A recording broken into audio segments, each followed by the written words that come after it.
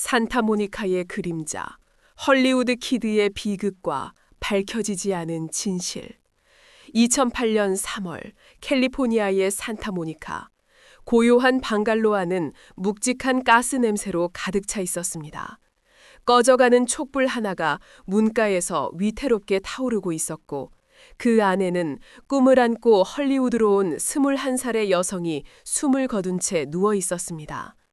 단순한 사고가 아니었습니다.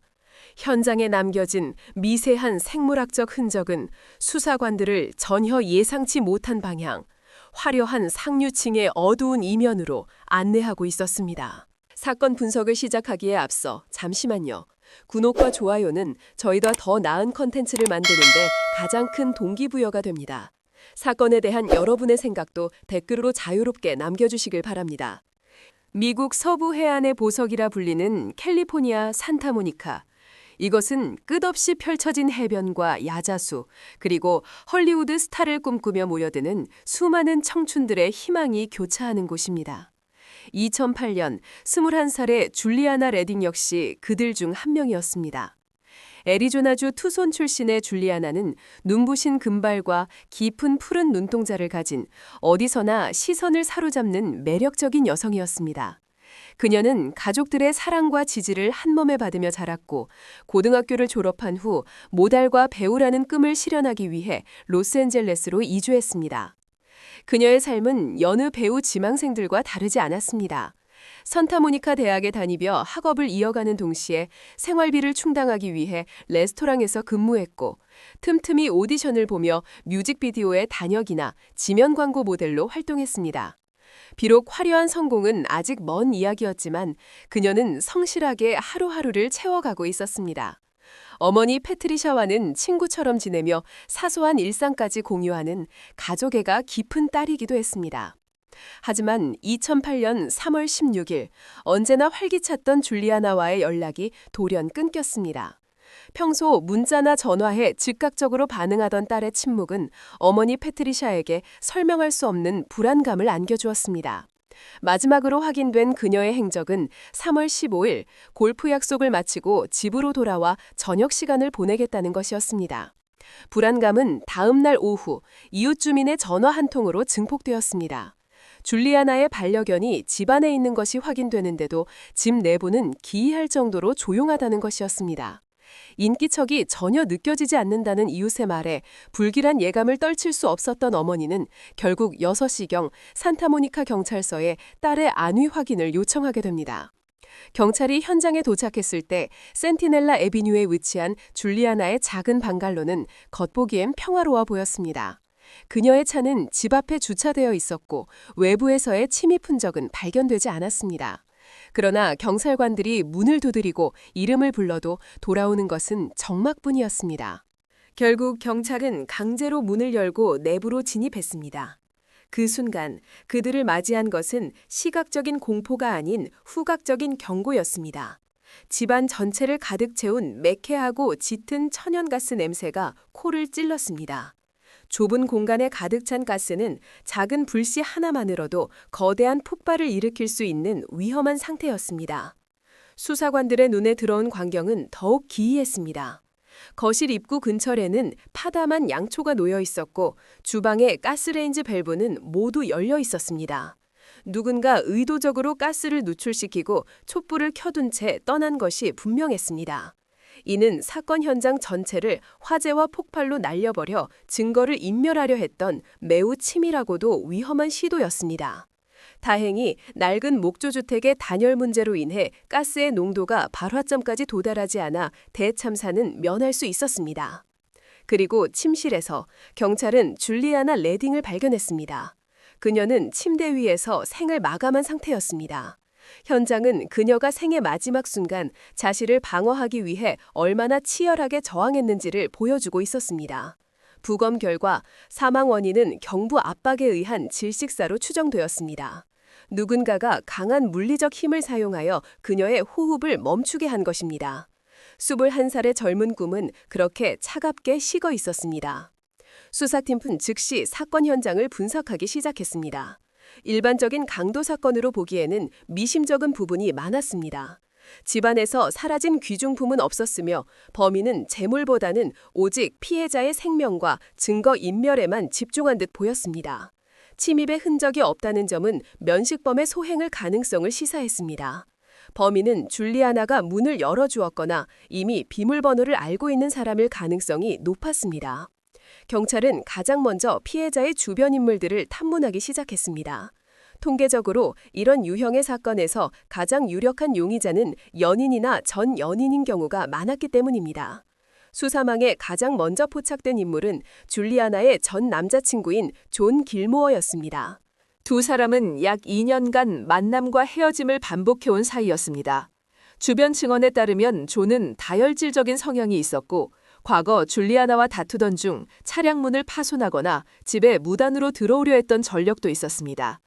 수사관들은 그에게 범행 동기가 충분하다고 판단했습니다. 그러나 소환 조사에서 존은 매우 협조적인 태도를 보였습니다. 그는 사건 당일 밤 친구들과 파티에 참석 중이었다고 주장했고 이는 CCTV 영상과 다수의 목격자 진술을 통해 완벽하게 입증되었습니다. 알리바이가 확실해진 존은 용의선상에서 제외되었습니다.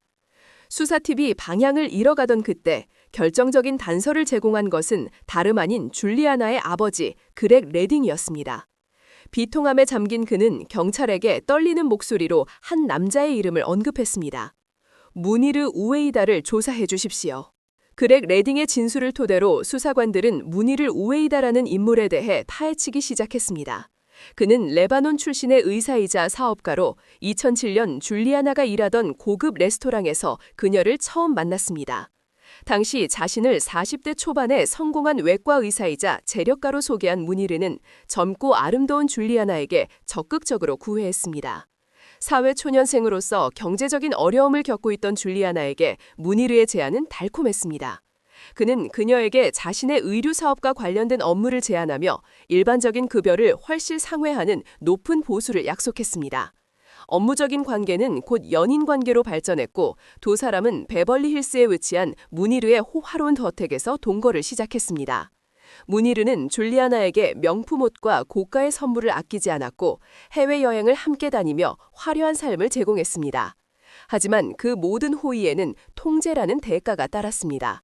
무니르는 줄리아나의 일거수일투족을 감시하려 했고 그녀가 누구를 만나고 무엇을 하는지 끊임없이 확인했습니다. 그의 사랑은 집착에 가까웠고 줄리아나는 점차 숨막히는 구속감을 느끼기 시작했습니다. 게다가 줄리아나는 무니르가 자신에게 보여주는 모습이 진실이 아님을 깨닫게 되었습니다. 그는 줄리아나 외에도 다른 여성들에게 비슷한 방식으로 접근하여 재력을 과시하고 관계를 맺고 있었습니다. 또한 결혼을 약속하고 고가의 차량을 선물하겠다는 말들도 그녀를 붙잡아두기 위한 수단에 불과해 보였습니다. 결국 줄리아나는 관계를 정리하고 방갈로로 이사하며 독립을 선언했습니다. 그러나 무니르는 그녀를 쉽게 놓아주지 않았습니다.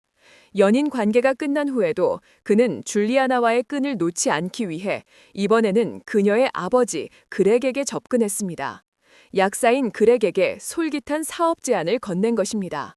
자신의 의료 네트워크와 그렉의 약국을 연계하여 대규모 약품 공급 계약을 맺자는 내용이었습니다. 그렉 레딩은 신중한 사람이었습니다.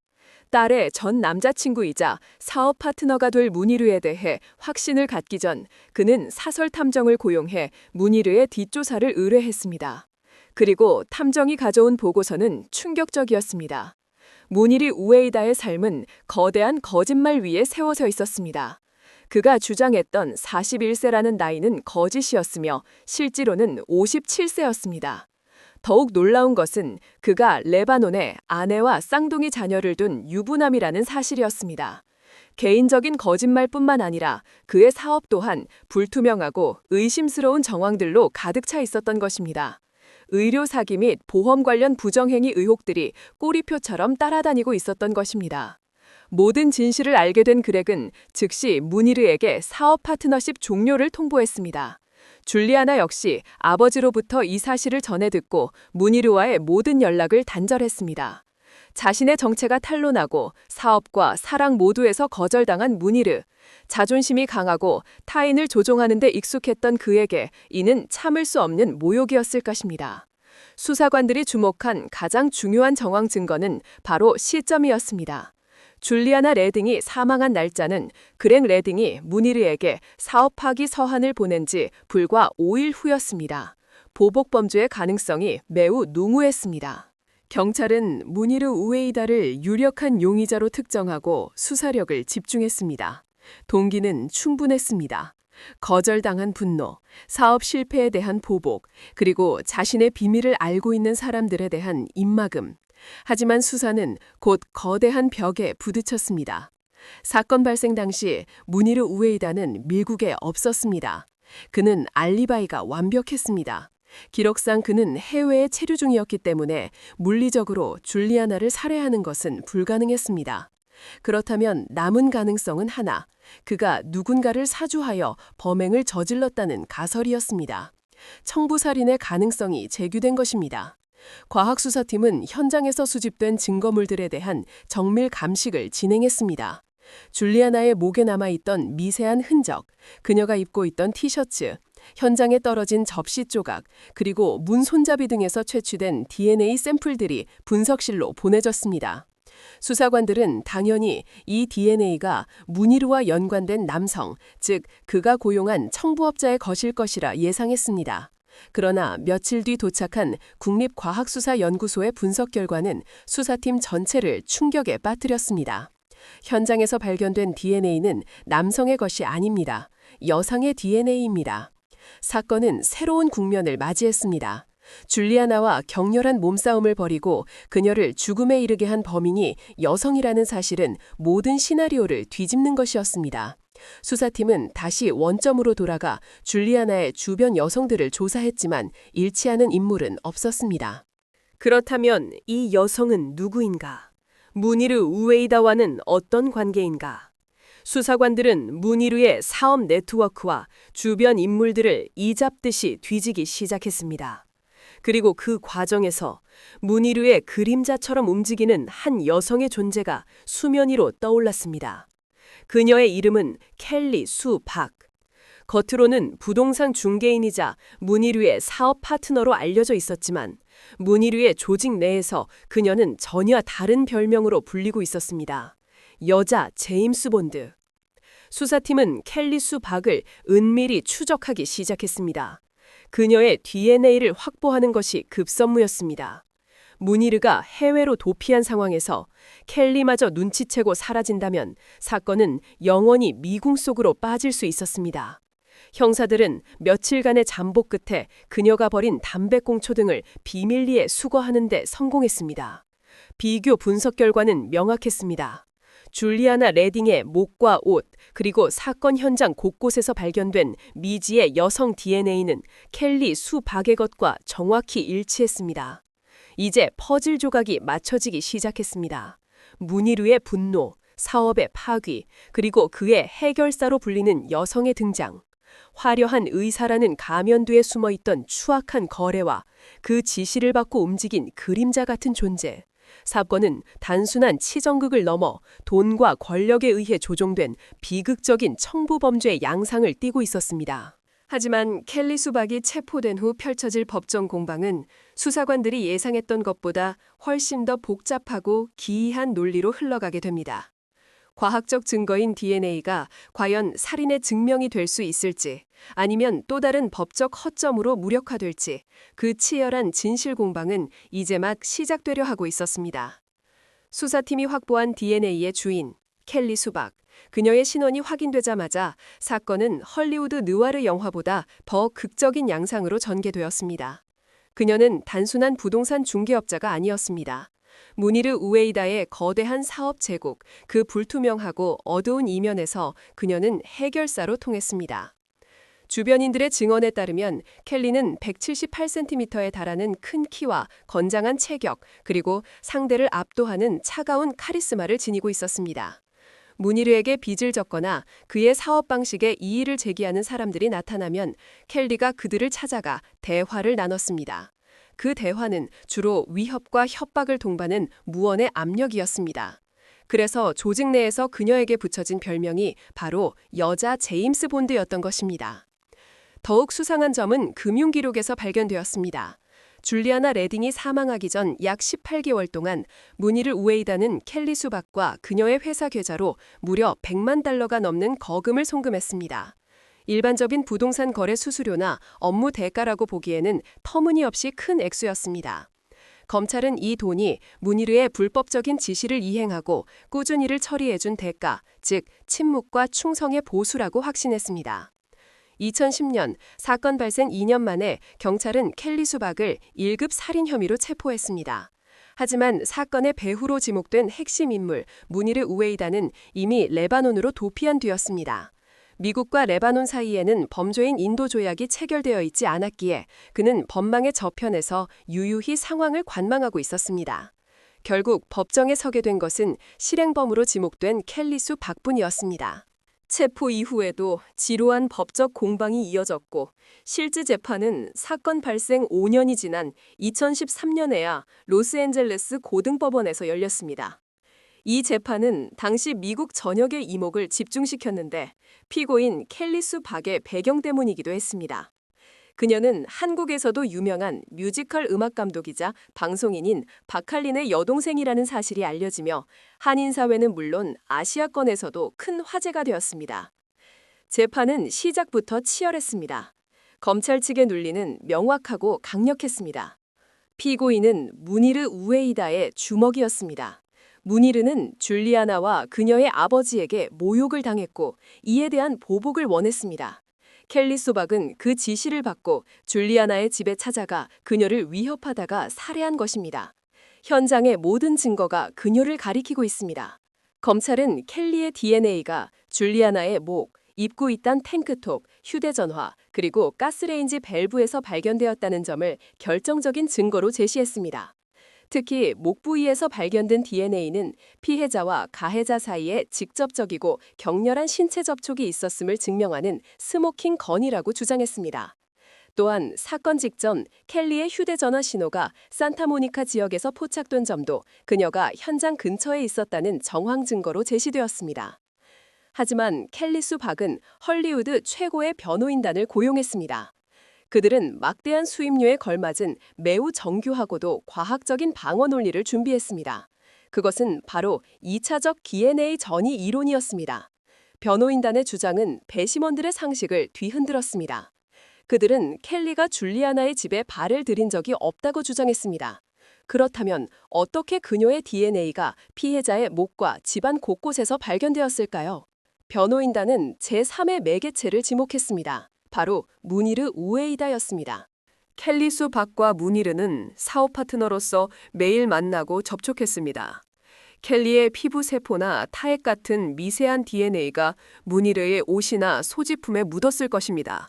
그리고 무니르는 당시 줄리아나와 동거 중이거나 깊은 관계였습니다. 무니르가 줄리아나를 만났을 때 혹은 줄리아나가 무니르의 짐을 옮겨올 때 켈리의 DNA가 무니르를 거쳐 줄리아나에게 그리고 줄리아나의 집안 물건들로 옮겨간 것입니다. 이것이 바로 2차 전이 가설입니다. 변호인단은 DNA가 발견되었다는 사실 자체는 인정했지만 그것이 켈리가 살인을 저질렀다는 증거는 될 수 없다고 반박했습니다. 그들은 또한 현장에서 켈리의 지문이나 족적은 전혀 발견되지 않았다는 점을 강조했습니다. 만약 켈리가 그토록 격렬한 몸싸움을 벌였다면 왜 머리카락 한 올, 지문 하나 남지 않았겠습니까? 오직 미세한 DNA 흔적뿐입니다. 이것은 직접적인 접촉이 없었음을 의미합니다. 더 나아가 변호인단은 검찰 수사의 허점을 파고들었습니다.